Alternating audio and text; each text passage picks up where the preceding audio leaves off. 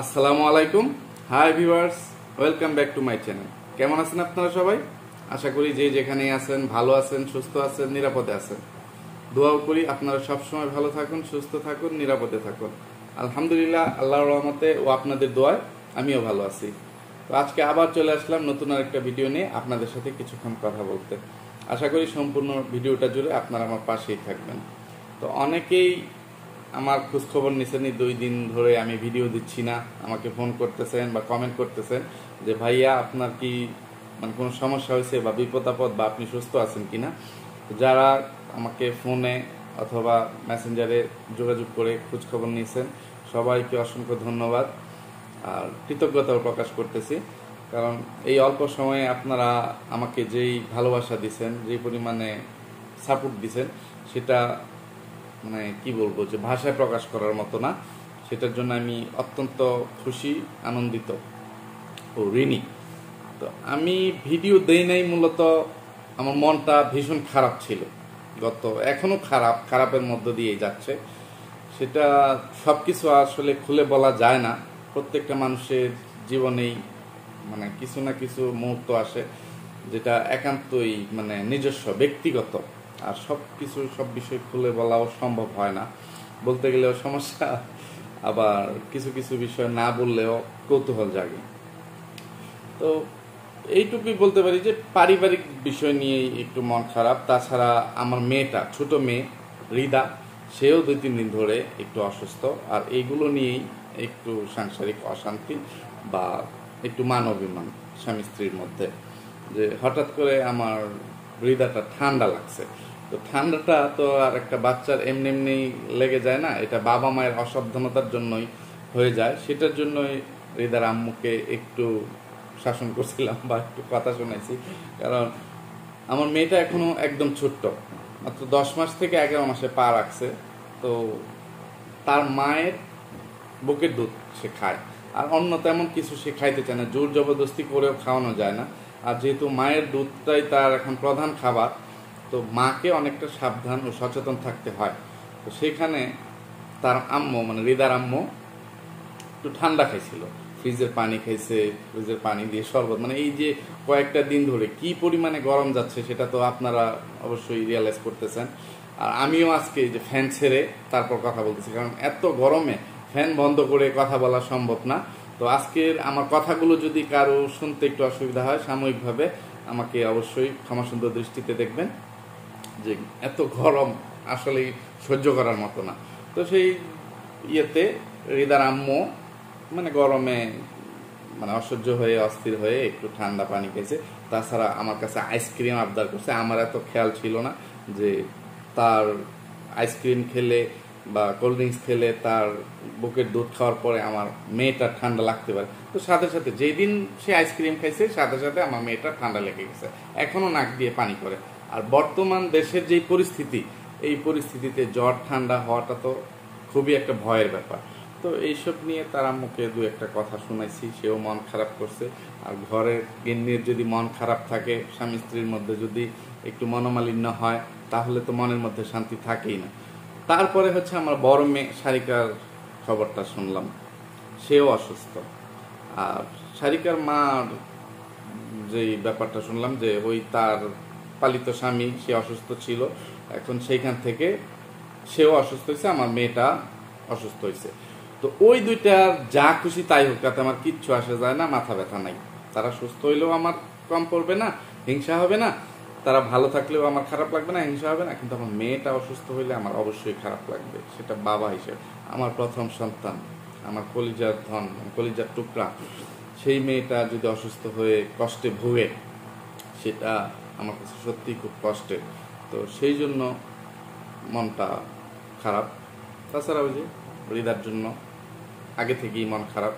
সারিকার খবরটা তো আজকে অথবা গতকালকে ওই পরকীয়ার রানীর ফিমেল ভার্সনের, দেওয়ানবাগির ফিমেল ভার্সনের যে পালিত স্বামী, তার একটা কমিউনিটি পোস্টে দেখলাম সে দোয়া চাইছে। তো তোরা এইরকম অসচেতনভাবে বর্তমানে ঢাকাতে সবচেয়ে বেশি মহামারী ভাইরাসটা আক্রমণ করছে, বা ঢাকার অধিবাসীরা বেশি আক্রান্ত। আর তোরা ঢাকায় এভাবে অবাধে চলাফেরা করিস। তো তো তোদের হবে না তো কার হবে? তো আমি শুধু তোদেরকে আজকে এইটুকু বলবো যে আমার মেয়েটাকে তাড়াতাড়ি তোরা একটা টেস্ট করা, করোনা টেস্ট করা। তোদেরটা করবি কি করবি না সেটা তোদের ব্যাপার, কিন্তু আমার মেয়ের জন্য তোরা হাসপাতালে যা, একটা টেস্ট করা। আর যতদিন পর্যন্ত আমার মেয়েটা সুস্থ না হচ্ছে ততদিন পর্যন্ত তাকে তোরা স্পর্শ করিস না। মানে তো এটা তোদের জন্য সেফটি, আর এমনিতে সেফটি মানে ছাড়া, স্পর্শ ছাড়া তার সেবা যত্ন যতটুকু করা যায়, মানে প্রয়োজনে হাতে গ্লাভস লাগিয়ে নিবি সেবা করতে হলে। কারণ ছোট বাচ্চাদের বা যারই জ্বর হয়, জ্বর হইলে একটু মাথা টিপে দিতে হয়, মাথায় জল পট্টি দিতে হয়, অনেক সেবা শুশ্রূষার প্রয়োজন আছে। আর বর্তমানে ভাইরাসটা তো মানে আরো বেশি মানে ফেলছে, আতঙ্ক সৃষ্টি করছে। তো সেই জন্য মানুষের মানসিক শক্তির অনেক প্রয়োজন। তো বাচ্চা মানুষ, তাকে মানসিক সাহস যোগাবি। আমি যেহেতু নাই, আমাকে আমার মেয়ের সাথে কথা বলতে দিচ্ছিস না, তো আমি তো আমার মেয়েকে কথা বলে কোনো সাহস যোগাতে পারবো না। এই দায়িত্বটা এখন তোদেরকে নিতে হবে। তো তোরা আমার মেয়েটার প্রতি একটু যত্নশীল হ। এখন আপাতত ভিডিও দেওয়া বন্ধ কর, নোংরামিগুলো বন্ধ কর, আগে মেয়েটাকে সুস্থ করার চেষ্টা কর। আর অবশ্যই অবশ্যই টেস্ট করিয়ে সেই রিপোর্টটা মানে সমস্ত ভিউয়ার্সদের সামনে তুলে ধর। কারণ তোরা আমার মেয়ের কোনো বড় ধরনের সমস্যা হয়ে গেলে সেটা কোনোদিন তোরা ভয়ে হোক, লজ্জায় হোক, যেই কারণেই হোক, তোরা শেয়ার করতে চাইবি না। কিন্তু অবশ্যই আমি বলতেছি, আমি অর্ডার করতেছি, আদেশ করতেছি, ওয়ার্নিং দিতেছি, তোরা টেস্ট করাবি এবং টেস্টের রিপোর্ট অবশ্যই সবাইকে জানাবি, যেন আমি জানতে পারি। এটা আমার ওয়ার্নিং। পরকে রানী, তোর উদ্দেশ্যে আমি আরেকটা কথা বলি, সেটা হচ্ছে তুই সম্ভবত তোর কোনো ভিডিওতে বলছিস যে সারিকার চুলগুলো বড় হয়ে গেছে, আর তুই তোর ভিডিও দেওয়ার জন্য, সাংসারিক কাজ সামলানোর জন্য, তোর এই পালিত স্বামীর সেবা যত্ন করার জন্য তুই আমার মেয়ের চুলগুলো সবসময় আঁচড়িয়ে দিতে পারিস না, বেঁধে দিতে পারিস না। এটা তোর কাছে বিরক্ত লাগে বা এটা আলাদা একটা ঝামেলা তোর কাছে মনে হয়, সেই জন্য তুই আমার মেয়েটার চুল কেটে দিতে চাচ্ছিস। এটা আমার খুব মানে ঘনিষ্ঠ একজন ভিউয়ার্স, যে খুব কাছের একজন ভিউয়ার্স, প্রিয় ভিউয়ার্স, কমেন্টের মাধ্যমে আমাকে জানাইছেন। আমি তো সব ভিডিও দেখার প্রয়োজন মনে করি না, সেই জন্য দেখা হয় নাই। তো এটা ওই ভিউয়ার্সের কমেন্টের মাধ্যমে আমি জানতে পারছি। তো সেই আপুটাকে অবশ্যই ধন্যবাদ জানাই যে উনি গুরুত্বপূর্ণ একটা বিষয় নিয়ে কমেন্ট করছেন। সেটা হচ্ছে এটা ছেলে বাচ্চা না, ঠিক আছে? তুই যে আমার মেয়েটাকে বলতেছিস ন্যাড়া করে দিবি, এটা একটা মেয়ে বাচ্চা, তার বয়সটা এখন 8 বছর চলতেছে। তো মেয়েদের সৌন্দর্যই হচ্ছে তার মানে সবকিছু। আর চুল মেয়েদের সবচেয়ে মানে সৌন্দর্য বর্ধক হিসাবে সবচেয়ে গুরুত্বপূর্ণ একটা জিনিস। তো আমার মেয়ের চুলটা তুই ভুলেও কাটার চিন্তা করবি না, প্রয়োজনে আপাতত সেটা ছোট করে দিতে পারিস, হালকা পাতলা। কিন্তু একবারে ন্যাড়া যদি করিস, তোর মাথা ন্যাড়া করে মাথায় ঘোল ঢেলে মুখে চুনকালি মাখিয়ে তোর, তারপরে তোরে তুই মনে হয় সম্ভবত কামরাঙ্গীর চরে থাকিস, ওই কামরাঙ্গীর চরের পুরা এরিয়া তোকে ঘোরানো হবে। তুই কথাটা মনে রাখিস যে আমি যদি তোর বাড়ির ঠিকানা জানি আর সুযোগ পাই, তোর ওই অবস্থা করে তোর মাথায় ঘোল ঢেলে তোকে সেই শাস্তিটা দিব। তোকে ওয়ার্নিং দিলাম যে তুই আমার মেয়ের মাথা ন্যাড়া করবি না। প্রয়োজনে তোর যদি এতই বিরক্ত লাগে তুই হালকা পাতলা ছোট করে দিস, ঠিক আছে? আর নিজের প্রতি নিজে যেভাবে হাতি হচ্ছিস, আর আমার মেয়েটাকে এরকম অযত্ন অবহেলা করে আজকে আমার মেয়েটার শরীর স্বাস্থ্যের এই অবস্থা, যেই মেয়েটাকে দেখিয়ে তোরা টাকা ইনকাম করতেছিস তার প্রতি তোদের কোনো যত্ন নাই। আর সেটা তো তোরা সবাই দেখাইলি যে তুই তোর ভাগ্নির জন্য মানে তার জন্মদিনে, যে মানে কি বলবো, যে কোনো জন্মদিন সারা জন্মদিন, যে জাস্ট কন্টেন্ট তৈরি করার জন্য, যাদের কোনো জন্মের তারিখই জানা নেই, এইসব জন্মদিন তোরা তোদের ভাগ্নির, তোর বোনের মানে বোনের স্বামীর এইগুলা পালন করছিস। কিন্তু আমার মেয়ের জন্মদিন একদম লিখিত, ঠুটস্থ, মুখস্থ সব কিছু। কারণ সে হওয়ার পর থেকে বা এই যুগের মেয়ে এগুলা সবাই মুখস্থ রাখে। আর সেই মেয়ের জন্মদিন তোরা ঠিকমতো পালন করতে পারলি না, ডালদা মার্কা কেক দিয়ে করলি, আর গিফটের কি শ্রী কি বাহার সেটা দেখাইলি। তোদের মতো, তোর মতো মাকে মানে কি বলবো, যে কি করা উচিত এটা ভিউয়ার্সরাই বলছে। সবার কমেন্ট তো তুই আবার শো করিস না, মানে হেল্পফুল রিভিউতে দিয়ে রাখছিস তোর কমেন্ট বক্স, সেই জন্য তোকে সবাই জুতা পিটা করার সুযোগ পায় না। তুই তোর ভাগ্নিকে মানে 35-36 হাজার টাকা দিয়ে গোল্ড গিফট করতে পারিস, কিন্তু তোর নিজের মেয়েকে তুই নিজের পক্ষ থেকে কিছু দিতে পারিস না। তোর পালিত স্বামী তোর টাকা দিয়ে চলতে ফিরতে পারে, কিন্তু তোর পালিত স্বামীও আমার মেয়েটাকে কিছু দিতে পারলো না। তোর বোনদেরকে তুই যা দিছিস, ভাগনা ভাগ্নিদেরকে, তারাও তো তোর মেয়েটাকে দিল না। তো এইগুলো কথা বলে তোদেরকে আর লজ্জা দিতে চাই না, কারণ লজ্জা শব্দটা তোদের মধ্যে নাই। তো তোদেরকে শুধু এইটুকু বলতেছি, আমার মেয়ের চুল ফেলার মতন অপরাধ আর এইরকম ঘৃণিত কাজ, ন্যাক্কারজনক কাজটা তুই করিস না। আর আমার মেয়ের দাঁতের ব্যাপারে আমি তোকে আগেও একবার কথা বলছি যে আমার মেয়ের এখনই যে দাঁতটা উঠছে, সামনের দাঁত পরে দাঁত উঠছে, ওপরের দাঁতগুলো ফাঁকা। তো তোর বাপ মা মূর্খ ছিল, মানে দারিদ্রতার জন্য, মূর্খতার জন্য বা যে কোনো কারণেই হোক, তারা তখন সচেতন ছিল না, যে সেই জন্য যে তোর দাঁতের মাঝখান দিয়ে একটা ফাঁকা আছে। আর আমারও আছে, কিন্তু তবে তোর মতো না, তোর সাথে কম। তো আমার বাবা মা ওই আমলে মনে করে এতটা সচেতন ছিল না হয়তো বা। তো ওনারা শিক্ষিত হইলেও, মানে আমি ছেলে মানুষ, সেটা মানে হইলেও এটা কোনো সমস্যা নেই, কিন্তু মেয়ে বাচ্চাদের বেলায় এটা খুবই সমস্যা। তো এখন যেহেতু চিকিৎসা উন্নত হয়েছে, প্রযুক্তি বাড়ছে, করছে, তো আমার উপায় আছে, আমি চেষ্টা করলেই এই সমস্যাটা সমাধান করতে পারতেছি। তাহলে তুই কেন আমার মেয়েটাকে ভালো একটা ডেন্টিস্টের কাছে নিয়ে যাচ্ছিস না? তোকে বলতেছি, ওয়ার্নিং দিচ্ছি, এখনই একটা ভালো ডেন্টিস্টের কাছে আমার মেয়েটাকে নিয়ে যা। ডেন্টিস্টই ভালো সাজেশন দিতে পারবে তাকে কি করতে হবে। আর যদি তোর টাকা পয়সার সমস্যা থাকে তাহলে তুই আমাকে জানা, আমার নাম্বার তো তোর কাছে আছে। তোর নাম্বার আমার কাছে না থাকলেও যে তুই তো আমার নাম্বার জানিস, আর আমার নাম্বার তোকেও বলছিলাম, তোর বিএনকেও বলে দিয়েছিলাম যে সারা জীবনে কোনোদিন চেঞ্জ হবে না, আর চেঞ্জ হয়ও নাই। তো তুই আমার নাম্বারে যে কোনো সময় ফোন করে বিকাশ নাম্বার দিবি, আর আমার মেয়ের সাথে কথা বলাই দিবি। আমার মেয়ের পিছনে কত টাকা খরচ করতে হবে সেটা আমি খরচ করব। তার মানে এই ভাইরাস টেস্টের জন্য যে টাকা লাগবে প্রয়োজনে সেটাও তোকে আমি দিয়ে দেব। ডেন্টিস্টের কাছে কত টাকা খরচ হবে সেটাও আমি তোকে পাঠিয়ে দেব। তবু তুই অবশ্যই তাকে একটা ভালো ডেন্টিস্টের কাছে নিয়ে যাবি, আর কোনো একটা ভালো ল্যাবে গিয়ে মানে সারিকার করোনা পজিটিভ, মানে করোনা টেস্ট করাবি। এটা তোর কাছে আমার ওয়ার্নিং, তোকে আমার ওয়ার্নিং। এটাতে তুই কোনো গাফিলতি করিস না। যদি তুই মা হয়ে থাকিস, মানে তুই তো মা হিসাবে মানে কোনো ভালো মায়ের প্রমাণিত দিতে পারিস নাই, যে তোর মতন মা যেন আর কোনো সন্তানের না হয়।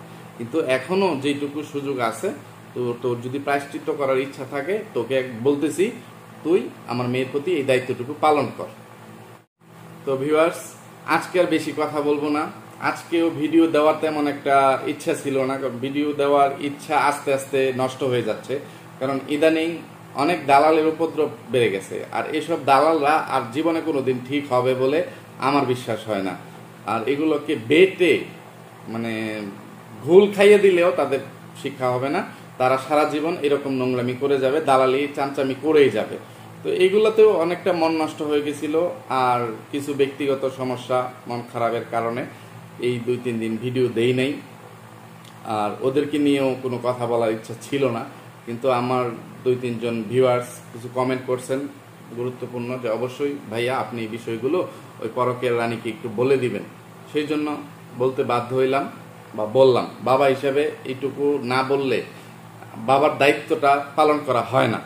আমি তো মানে পারতেছি না আমি আমার সারিকার দায়িত্বটা নিতে।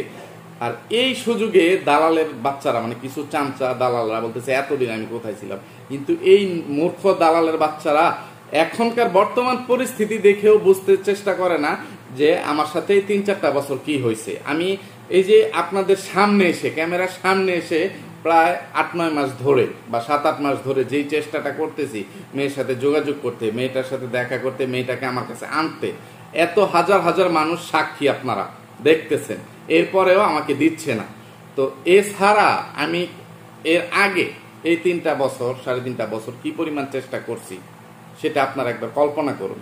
যে লোকটা তো চেষ্টা করেই যাচ্ছিল, আর চেষ্টা যে করে যাচ্ছিলাম এইগুলা রেকর্ডিংও আপনাদেরকে শোনাইছি, যে আপনারা আমি তাদের সাথে কি কি কথা বলছি আপনারা এগুলো শুনুন। যে সারিকার সাথে যোগাযোগের জন্য অবশ্য অনেক রেকর্ডিং আপনাদেরকে এখনো শোনানো হয় নাই, সেটা যে কোনো একটা নিষেধাজ্ঞার কারণে, বাক স্বাধীনতার উপরে হস্তক্ষেপ করার কারণে অনেকগুলো রেকর্ডিং এখনো আপনাদের মানে শোনা বাকি আছে। হয়তোবা সময় সুযোগ হইলে ওইগুলো আপনাদেরকে শোনাবো।